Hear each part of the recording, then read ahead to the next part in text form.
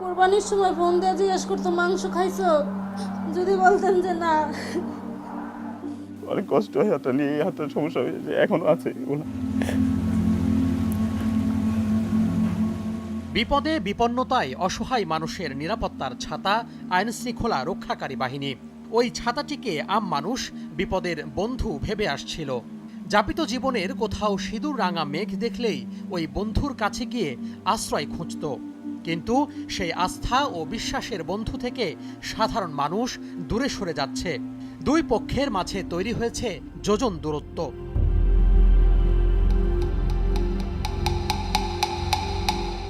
Police নামের বন্ধুর দিকে সাধারণ জনগণ এখন তাকায় সন্দেহের চোখে। তুমি বন্ধু নাকি শত্রু? আইন শৃঙ্খলা রক্ষাকারী বাহিনীর জিম্মায় একের পর এক নির্যাতন আর মৃত্যুর ঘটনা এই সন্দেহ তৈরি করেছে। সম্প্রতি পুলিশের হাতে অবসরপ্রাপ্ত মেজর সিনহা, সিলেটের রাইহান সহ বেশ কয়েকটি জেলায় মৃত্যুর ঘটনায় দেশব্যাপী পুলিশি নির্যাতন নিয়ে সমালোচনার ঝড় ওঠে। এরপরে বেরিয়ে আসতে থাকে আইন শৃঙ্খলা বাহিনীর হাতে নির্যাতনের একের পর এক ঘটনা। ইট কাঠ আর কংক্রিটের পাশেই সবুজে ঘেরা ভাল অরণ্য, যেদিকে চোখ যায় চারিদিকে শুধু সবুজ আর সবুজ। কিন্তু এই সবুজের মাঝেই লুকিয়ে আছে নিষ্ঠুরতা, অমানবিকতা আর বর্বরতার গল্প।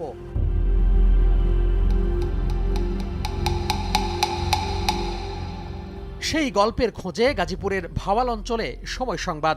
গ্রামের আঁকাবাঁকা আর ঝোপঝাড় পেরিয়ে আমাদের গন্তব্য এই গ্রামের ইয়াসমিনের বাড়ি। অভিযোগ আছে চলতি বছরের ফেব্রুয়ারির 18 তারিখ ঠিক সন্ধ্যা নামার আগে এই বাড়িতে আসে জেলার গোয়েন্দা পুলিশের একটি দল। ইয়াসমিনের স্বামী আব্দুল হাইকে না পেয়ে ধরে নিয়ে যায় দুই সন্তানের জননী ইয়াসমিনকে। পরে গোয়েন্দা কার্যালয়ে যোগাযোগ করে কোনো খোঁজ পাওয়া না গেলেও ছেলে ইয়াসিনকে রাতে কল করে জানানো হয় তার মা অসুস্থ। প্রথমে গোয়েন্দা কার্যালয়, পরে হাসপাতালে ডাকা হয় স্বজনদের। হাসপাতালে এসে রাত 1টার দিকে জানা যায় মারা গেছেন ইয়াসমিন। অপরাধ করলে এটার বিচার ছিল, ওনারা শাস্তি দিত, সাজা দিত, জেল খাটাইতো। এভাবে মায়েরা ফেলাইল আমার বোনটার অকালে। কত কম বয়স আমার বোনটা নিয়ে ওনারা এভাবে টর্চার করে মারা ফেলাইছে। কিভাবে মারা গেলেন ইয়াসমিন? এই প্রশ্নের উত্তর খুঁজতে ইতোমধ্যে পার হয়েছে 10 মাস। উল্টো মিথ্যা মামলা দিয়ে হয়রানি করা হচ্ছে বলে দাবি নিহতের বোনের। এখন পর্যন্ত আমাদের কোনো সহযোগিতাও করে নাই, উল্টা আমাদের নামে সেই তারিখে সেই দিনই মামলা করে রাখা দিছে, আমরা এটা জানি না। আর আমরা যে মামলার জন্য যে রিপোর্টটা দিছি সেটাও সরায় রাখছে। ঠিক আছে, তো এখন পর্যন্ত আমাদেরকে রিপোর্টটাও দেয় নাই, আর এখন আমাদেরকে এই যে মামলা করে হয়রানি করতেছে। এ বিষয়ে জেলার গোয়েন্দা পুলিশের সাথে যোগাযোগ করলে কিছুই জানেন না বলে জানানো হয়। আমি যোগদানের অনেক আগের ঘটনাটি, এই ঘটনা সম্পর্কে আসলে বিস্তারিত আমার কাছে তেমন তথ্য নেই। তো যতটুকু জানতে পেরেছি যে ইয়াসমিন নামে একজন মহিলাকে 120 ইয়াবা সহ গ্রেপ্তার করা ছিল এবং তার বিরুদ্ধে সদর থানাতে মাদক দ্রব্য আইনে মামলা হয়েছে এবং পরবর্তীতে তিনি অসুস্থ বোধ করলে তাকে হাসপাতালে ভর্তি করা হয়। সেখানে চিকিৎসারত অবস্থায় তিনি মারা যান এবং তৎপ্রেক্ষিতে সদর থানাতে একটি অপমৃত্যু মামলা দায়ের করা হয়েছে, যেটি এখন তদন্ত করছে সদর থানার একজন কর্মকর্তা।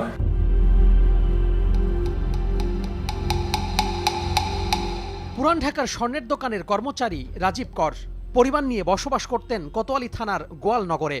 অভিযোগ, 2019 সালে ফেব্রুয়ারি মাসে 10 তারিখ গভীর রাতে তাকে বাসা থেকে তুলে নেয় কোতোয়ালি থানা পুলিশের 3 জন কর্মকর্তা। নিয়ে যায় ঘরে থাকা 28 ভরি স্বর্ণ আর নগদ প্রায় 2.5 লাখ টাকা। জমি বিক্রি করে নিজেই ব্যবসা করার জন্য এই স্বর্ণ কিনেছিল রাজীব। রাজীব করে দাবি কোনো অভিযোগ ছাড়াই তাকে তুলে নেয় তৎকালীন কোতোয়ালি থানার এসআই জলিল, মিজান আর এএসআই ফরিদ ভুঁইয়া। থানায় নিয়ে চলে মানসিক আর শারীরিক নির্যাতন। বলতেছি যে আমি কি অপরাধ করছি, আমি তো কারো ওরের বাদ কেড়ে খাইনি। বলতেছি যে না, তোর কোনো দোষ নেই, তুই এখানে থাকতে পারবি না। আমি বললাম যে আমি থাকতে পারবো না কেন, আমি তো কোনো অন্যায় করিনি, তোর অন্যায় করতে হবে না, তোর এখান থেকে চলে যেতে হবে। পরে আমাকে ওখানে ক্রিকেট খেলার স্টাম্প দিয়ে এলোপাতালে পিটাতে থাকে।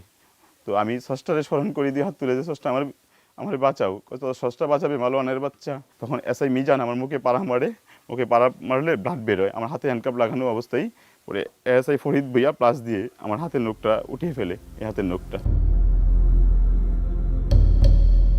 ভুক্তভোগী জানান, গত প্রায় 2 বছরে পুলিশের সদর দফতর, ডিএমপি সহ কয়েক জায়গায় অভিযোগ করেও মেলেনি প্রতিকার। নির্যাতনের ফলে কর্মক্ষমতাও হারিয়েছেন তিনি।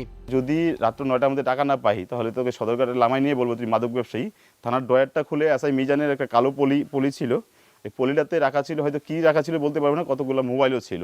বলতেছে এগুলোতে চিনিস? আমি বললাম কি করে চিনবো, এগুলোতে মাদক দ্রব্য আছে, যদি তুই টাকা না দিস তাহলে এগুলো দিয়ে বলবো তুই মাদক ব্যবসায়ী ছিলি, তোকে ক্রস ফায়ার করে মেরে ফেলবো। একটু সুস্থ হওয়ার পরে আমি আমার ইয়ের সাথে মানে বিভিন্ন সাংবাদিকের সহযোগিতা নিতে চাই।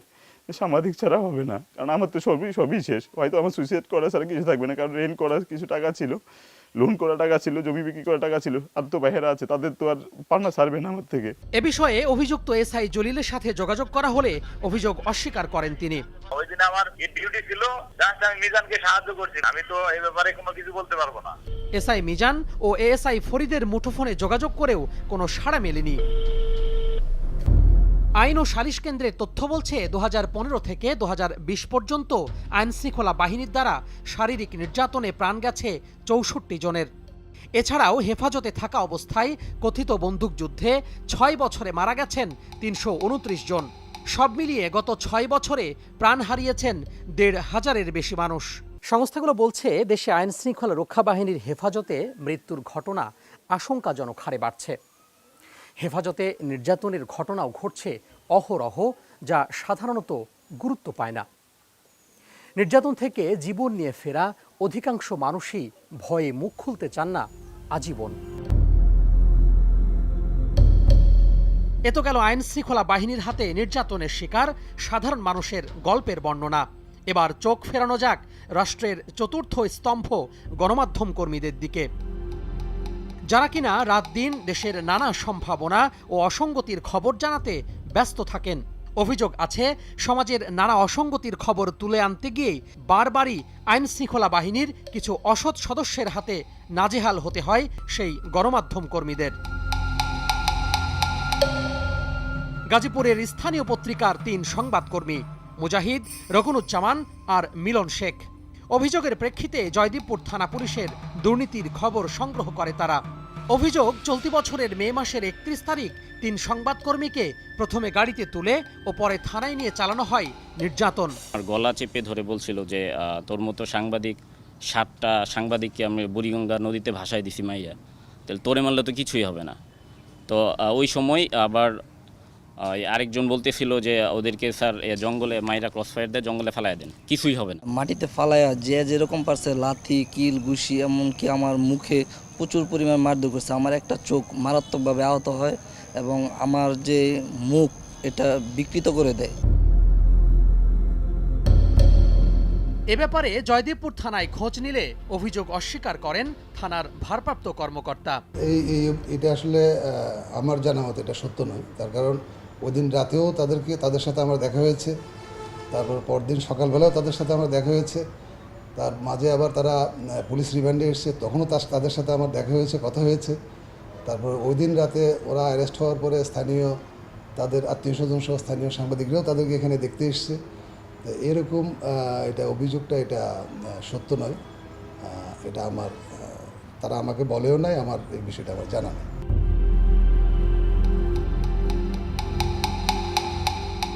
যারাও বা মুখ খোলেন তাদেরও মারাতে হয় হাজারো রক্তচক্ষু।